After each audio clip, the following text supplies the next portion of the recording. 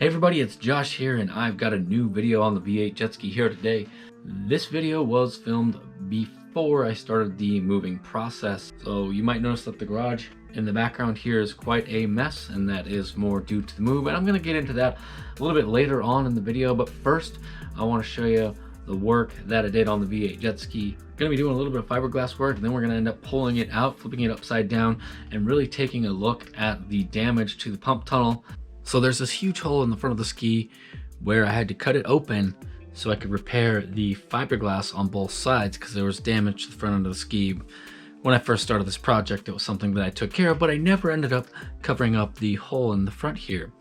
And what I'm going to go ahead and do is cover up the hole and repair it, and I'm going to end up putting some flotation foam in there so this thing will have a little bit more flotation going forward.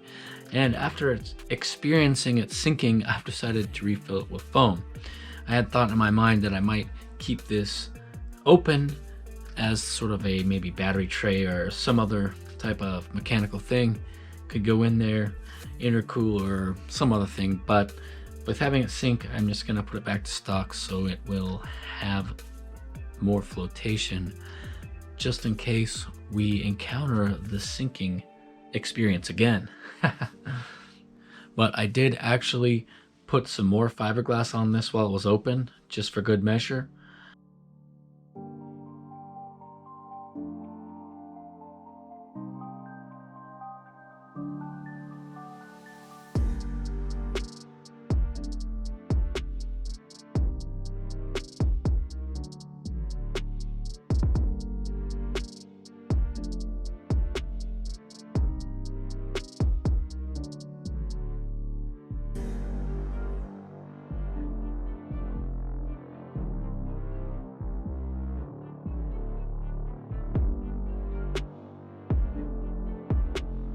Once I get this fiberglass all done, then I'm going to go ahead and fill this thing up with flotation foam.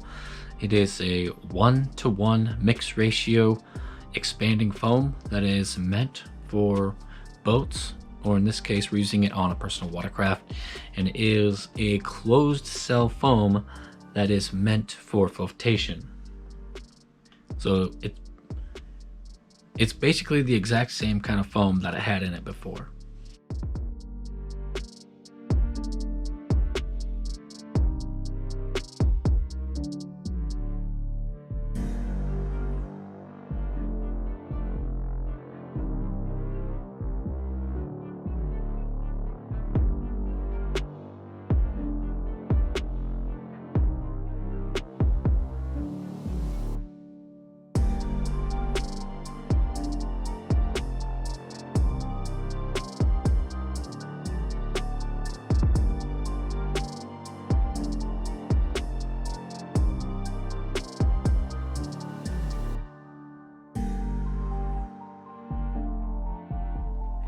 Everything's been sitting for quite some time. The foam has fully expanded and is now cured or dried. I don't even know what you say for foam, but it is all dried. And now Jacob's gonna help me pull this thing out of the garage. We'll flip it upside down and take a look at the damaged area on the pump tunnel and see if we can repair this thing. Kind of backwards that I fixed the cutout section in the front here before inspecting the pump tunnel to see if it was fixable. But I guess in my mind it was always going to be fixable, so I guess we're going to find out real soon here. Now the goal here is to just roll it over.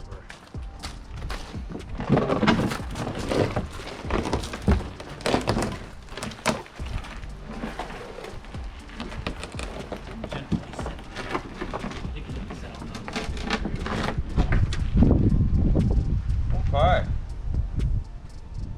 And now for the big reveal. How bad?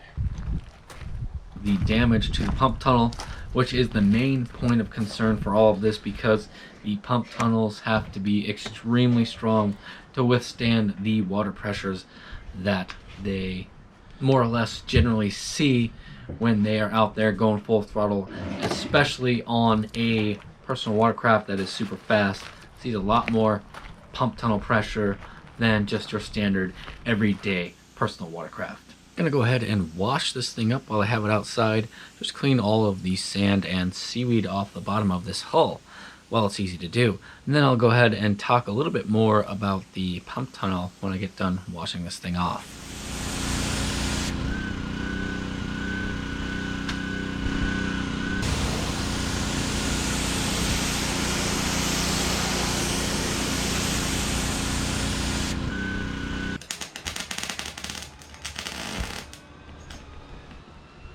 I think I will be able to repair the pump tunnel on this. Generally, the place that they crack is a lot farther back, closer to, I almost want to call it the firewall, but it's, I think they call it just the bulkhead, maybe, transom. Yeah, they crack more towards the transom on these, I believe. It's not ideal, the situation that we have with the pump tunnel, but I do believe I will be able to repair it.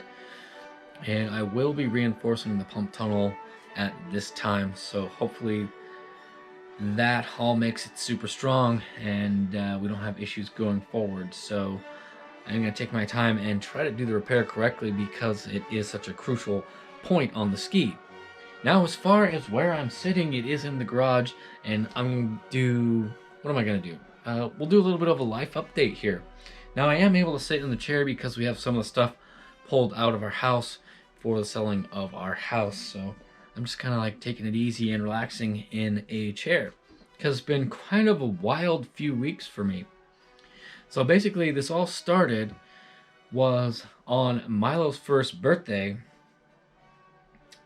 We did like the whole birthday party, but right around that time, we got some news that made it so we knew that we needed to move into a different house. Now, we already were thinking our house was a little bit on the small side because I'll just say this. My wife and myself, we live in a 600 square foot house as of right now, or, at this moment. It's in the process of being sold, but, right this second, we do live in a 600 square foot house with a 1-year-old son who needs a room of his own, of course. So we were already thinking that we needed to move. We got some news that kind of finalized us needing to move, and I'm not really going to go into that right now, but it did make us want to get our move taken care of rather quickly. So basically, we just, the next couple weeks, cleaned the house up, got it ready for sale. If you guys have ever sold a house before, you will know there's kind of a lot involved. Obviously, I had to take care of all of the honey-do list stuff around the house so that it would be ready to go for the next owner. We didn't have any major things going on, but I let everything pile up a little bit more than I should have as far as the honey-do list, the little checklist of stuff that needs to be done on the house, because the last year, we had Milo, so I was more concentrated on hanging out with him and making videos for you guys, and kind of let a few things, little projects go on the house. So took care of all that stuff in about a week and a half, moved almost all of our stuff out of the house because it's so small. We had to basically more or less move out just for the pictures for the listing of the house for sale. Then we got it listed and for sale, and then it ended up selling extremely quickly. So, and now we're just waiting for all of the paperwork stuff to get taken care of. All the paperwork stuff and all the little things that you got to do for selling takes a little bit of time, usually like a month or so, to take care of all that stuff. So we're still, in the house as of right this second, but we'll be moving completely out of the house soon. So all the stuff in the garage will have to go to a new location. And I'm considering on taking you guys for a little tour of this particular house and showing you what it was all about before the final day that we move. We never really specified, but this house where I live at the moment is on a no motor lake, and we never rode or tested any of the jet skis here. So that was all done at a different location, and this place was just kind of like my escape and getaway. Very pleasant place to live, hang out, and just generally be. And yeah, I really enjoyed being here at the lake, but life circumstances have forced me to move. Still looking for a house to move into. I'm hoping to have a larger garage space than this, but we will see what happens as far as that is concerned. Other things that I might want to talk about is I did end up filming some more with the V8 jet ski. So I am thinking I might have another video on that coming out here fairly soon. So definitely support this video if you want to see that, and let me know in the comments that you want to see another V8 jet ski video. And obviously I would be uploading and releasing that video on a normal upload day, like like Sunday or Tuesday, but we'll see how that goes. For the moment, I do have kind of a second to rest and relax and sort of recuperate from all the moving stuff. It's very difficult for me to work on stuff as far as actual work right now, like wrenching on the skis. I am set up so I can temporarily do some video work until we do the next phase of our moving, I guess. So maybe do a couple of videos every once in a while.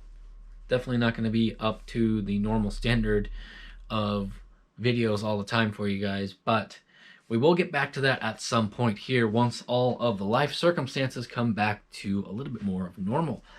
And I feel like I'm talking kind of weird. Yeah. I don't know, it's just a lot to think about and talk about. What am I doing? For me, it's been weird not making the videos, and honestly, I don't know. I really wanted to be wrenching on the skis and making the videos, but there was just no way that I could do that with everything that just happened. I do need to get into some video editing so I can upload this video so you guys can see it, and then I can start on the next video of the new stuff I filmed for the V8 jet ski, and hopefully we'll see that video soon. So thanks for hanging out with me in the garage today, and that'll do it for this one, and I will see you in the next video.